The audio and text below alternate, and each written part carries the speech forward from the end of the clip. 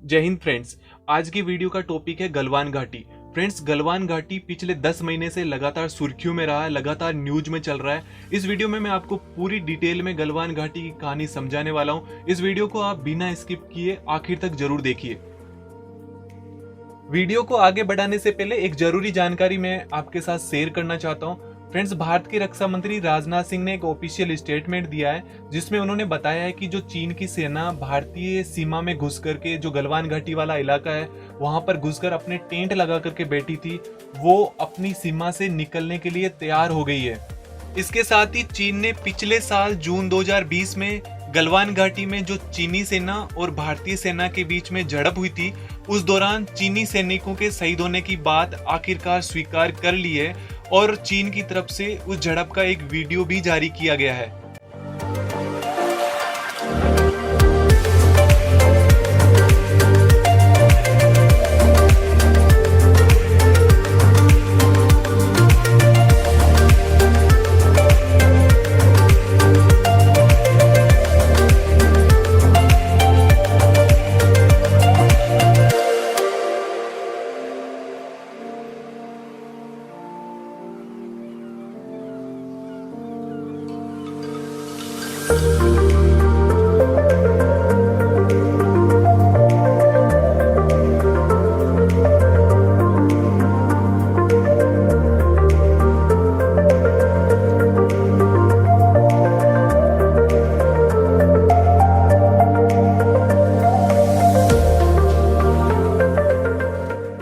Friends, Galwan घाटी की पूरी घटना को समझने के लिए इस वीडियो को मैं कुल 4 भागों में बांटना चाहूंगा।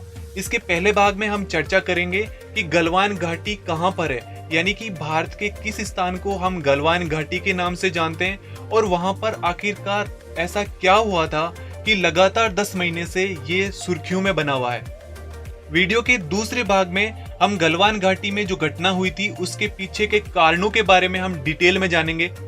वीडियो के थर्ड पार्ट में हम गलवान घाटी की घटना के बाद जो परिणाम सामने आए थे, यानी कि इस घटना को लेकर के भारतीय लोगों में जो आक्रोश पैदा हुआ था और भारत सरकार ने इसके खिलाफ जो एक्शन या प्लान बनाए थे, उसकी पूरी डिटेल हम इस थर्ड पार्ट में जानेंगे। वीडियो के आखिरी पार्ट में हम ये जानने वाले हैं कि चीनी सेना पीछे खिसकने के लिए तैयार क्यों हो गई है। क्या हमेशा की तरह इस बार भी चीनी सेना की इसके पीछे कोई चाल है? फ्रेंड्स, सबसे पहले मैं आपको बताना चाहूंगा कि गलवान घाटी भारत के लद्दाख राज्य में है। फ्रेंड्स, 370 हटने के बाद जम्मू कश्मीर से लद्दाख नाम का एक राज्य अलग से बन गया था और इस लद्दाख का जो पूर्वी इलाका है उसे हम गलवान घाटी के नाम से जानते हैं। इसी गलवान घाटी में भारत और चीन की सीमा के बीच में एक पेंगोंग टीएसओ नाम की झील है। इस झील पर ये जो पीली लाइन है, ये दोनों देशों के बीच में सीमा का निर्धारण करती है, यानी कि भारत और चीन की सीमा यहाँ से शुरू होती है। इसे हम लाइन ऑफ एक्चुअल कंट्रोल या LAC भी बोल सकते हैं। पीली लाइन से इधर जो भारतीय इलाका है, इस इलाके में इस झील के किनारे किनारे जो ये ऊंची ऊंची पहाड़ियां हैं, इन पहाड़ियों को भारत फिंगर नाम से जानता है और इनको फिंगर 1, फिंगर 2 से लेकर फिंगर 8 तक नाम दे रखे हैं।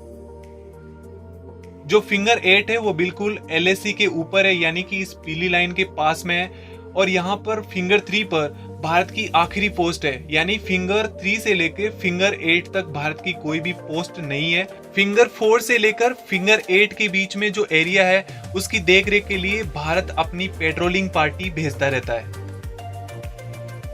LAC के उस पार चीन ने भी इसी तरीके से कुछ इलाका खाली छोड़ रखा है और उस इलाके की देखरेख वो भी अपनी पेट्रोलिंग पार्टी से करता रहता है। पिछले साल मई 2020 में चीन की पेट्रोलिंग पार्टी ने इस LAC को क्रॉस किया और अपने यहाँ पर फिंगर 4 तक आकर के अपने टेंट लगा करके बैठ गए थे, जिसका कि भारतीय सेना द्वारा विरोध किया गया।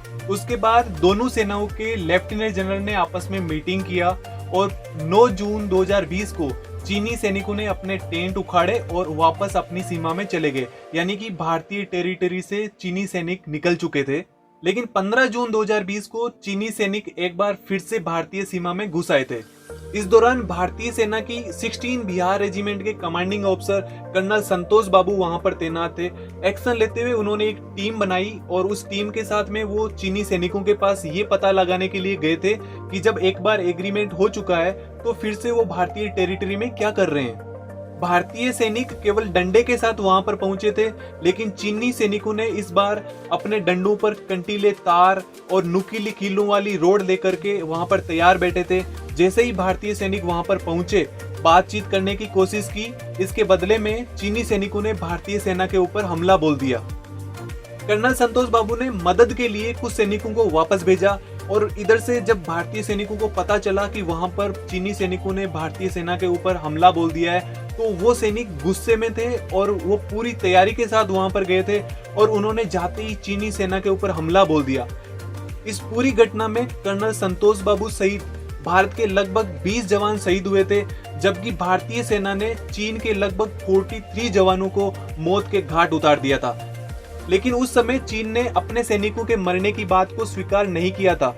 उस समय रूस और अमेरिका के मीडिया ने चीन के लगभग 40 सैनिकों के मरने की पुष्टि भी की थी और आखिरकार इन दिनों में चीन ने अपने सैनिकों के मरने की बात को भी स्वीकार कर लिया है। इस पूरी घटना में दोनों सेनाओं के लगभग 60 जवान शहीद हो गए थे और ये पूरी लड़ाई डंडे के साथ लड़ी गई। यहाँ पर एक चीज मैं आपको बताना चाहूंगा, सन 2006 में दोनों सेनाओं के मध्य एक एग्रीमेंट हुआ है। उस एग्रीमेंट के तहत दोनों सेनाएं आपस में बॉर्डर के ऊपर गोली नहीं चला सकती। अभी हम वीडियो के दूसरे पार्ट की तरफ चलते हैं। इस पार्ट में हम इस घटना के पीछे के कारणों के बारे में डिटेल में जानने वाले हैं। बहुत समय पहले चीन ने अपने देश में एक नेशनल हाईवे का निर्माण करवाया था, जिसे चीन आज G219 नाम से जानता है। ये नेशनल हाईवे तिब्बत को चीन के साथ जोड़ता है, लेकिन भारत ने इस नेशनल हाईवे का विरोध किया क्योंकि भारत के अक्षय चीन में से इस नेशनल हाईवे का लगभग 180 किलोमीटर भाग गुजरता है। भारत ने विरोध में इस नेशनल हाईवे को दोनों तरफ से बंद कर दिया। 1962 की लड़ाई के लिए नेशनल हाईवे G219 को मुख्य कारण माना जाता है। 1962 की भारत और चीन की लड़ाई होने के बावजूद भी चीन आज तक अपने इस क्षेत्र से वंचित है, यानी कि चीन अपने इस नेशनल हाईवे के 180 किलोमीटर को आज तक ओपन नहीं कर पाया है। जैसे कि आपको पता है, भारत के दो राज्य अरुणाचल प्रदेश और लद्दाख चीन के साथ अपनी सीमा साझा करते हैं। तो 1962 के बाद से ही लगातार इन क्षेत्रों में चीन अपनी सैनिक हरकतें करता रहता है, भारतीय सैनिकों के साथ यहाँ पर लड़ाइयाँ करता रहता है। भारत और चीन के बीच में जो मुठभेड़ होती है, उसका दूसरा कारण भारत का ज्योग्राफिकल एडवांटेज भी है। भारतीय सेना की जितनी भी पोस्टें हैं वो ऊंची ऊंची पहाड़ियों पर बनी हुई है, लेकिन चीन का इलाका पठारी और नीचा होने की वजह से चीनी सेना की पोस्टें काफी नीची है, जिसकी वजह से भारतीय सेना को काफी फायदा मिलता है। गलवान घाटी मैटर में भी चीन का मकसद भारत की ऊंची पहाड़ियों को अपनी सीमा में मिलाने का था, ताकि चीन भी इतनी ऊंचाई पर अपनी भी पोस्टें बना सके। जैसे कि आप देख पा रहे होंगे, पेंगोंग TSO झील पर जो भारत की तरफ का एरिया है वो पूरा पहाड़ी एरिया है, यानी कि भारत की पोस्टें पूरी ऊंचाई पर बनी हुई है। और यहाँ पर पेंगोंग TSO पर जो चीनी सैनिक रह रहे हैं वो काफी नीची जगह पे रह रहे हैं। यहाँ पे आप कुछ पोस्टें देख पा रहे होंगे, जो कि देखिए भारत के मुकाबले कितनी नीची जगह पे है। चीन अगर अपने यहाँ पर 1 लाख सैनिक भी रख करके अपने टैंकों या फिर RT गनों से फायर करता है, तो यहाँ पे देखिए ये जो काला पहाड़ है, इसके इस साइड भारत के सैनिकों पर उसका कोई भी असर नहीं पड़ेगा।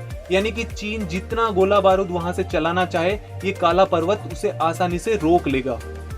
गलवान घटना के बाद भारत सरकार और भारत के लोग दोनों ही गुस्से में थे। जहां एक ओर भारत के लोग चीनी सामान का बहिष्कार कर रहे थे, वहीं दूसरी ओर भारतीय रेलवे ने चीन के साथ किए गए 471 करोड़ रुपए के कॉन्ट्रैक्ट को भी कैंसिल कर दिया। उसके बाद भारत सरकार ने एक अहम फैसला लेते हुए चीन के जितने भी एप्लीकेशन थे उनको भारत में बैन कर दिया।